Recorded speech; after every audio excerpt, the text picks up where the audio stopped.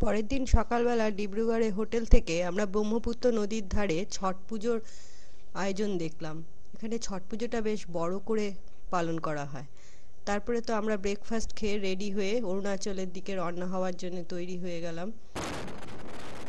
আমরা গাড়িতে রওনা হলাম অরুণাচলের দিকে। দুপাশে সবুজ চা বাগানকে সঙ্গী করে আমরা এগিয়ে চলেছি।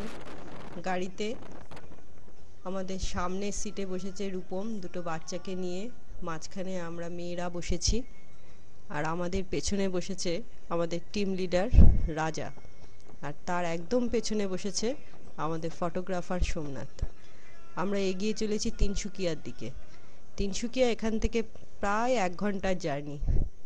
তিনসুকিয়াতে পৌঁছে আমরা ওখানে গাড়ি থামিয়ে ওখানকার আশেপাশে কিছু সুন্দর জিনিসের ছবি তুলে নিলাম। এটা দেখা যাচ্ছে একটা পদ্ম পুকুরের উপরে একটা স্ট্যাচু। তিনসুকিয়া থেকে আমরা আবার রওনা হলাম। এবার আমরা যাব মার্গারিটার দিকে। আবার সেই সবুজ চা বাগান। মার্গারিটা একটা বিরাট টি স্টেট। এখানে বড় বড় কোম্পানির টি গার্ডেন রয়েছে।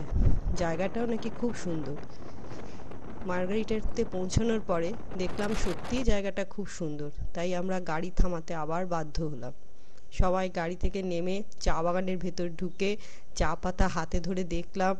সুন্দর জায়গাটায় যে যার মতো ছবি তুলে নিলাম। খুব ভাল লাগলো জায়গাটা, ভীষণ সুন্দর জায়গা। সেখানে কিছুক্ষণ সময় কাটানোর পরে আমরা আবার শুরু করলাম আমাদের অরুণাচলের দিকে যাওয়া।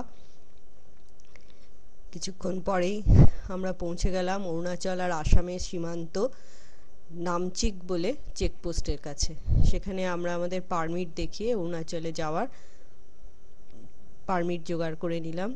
ছোট ছোট গ্রামের আদিবাসীরা তাদের বাড়িরই শাকসবজি নিয়ে বসেছে। চেকপোস্ট পেরিয়ে আমরা অরুণাচলের দিকে রওনা হলাম এবং পৌঁছে গেলাম মিয়াওতে। এখানে এসে আমরা লাঞ্চ সারলাম। লাঞ্চ টাঞ্চ খেয়ে আমরা গেলাম ফরেস্ট অফিসারের কাছে।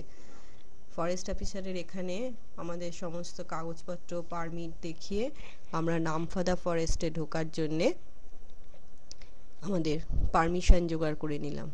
এই অফিসের পাশেই একটা ছোট মিনি জু ছিল, সেখানে রিক আর ঋতিকা খুব এনজয় করলো।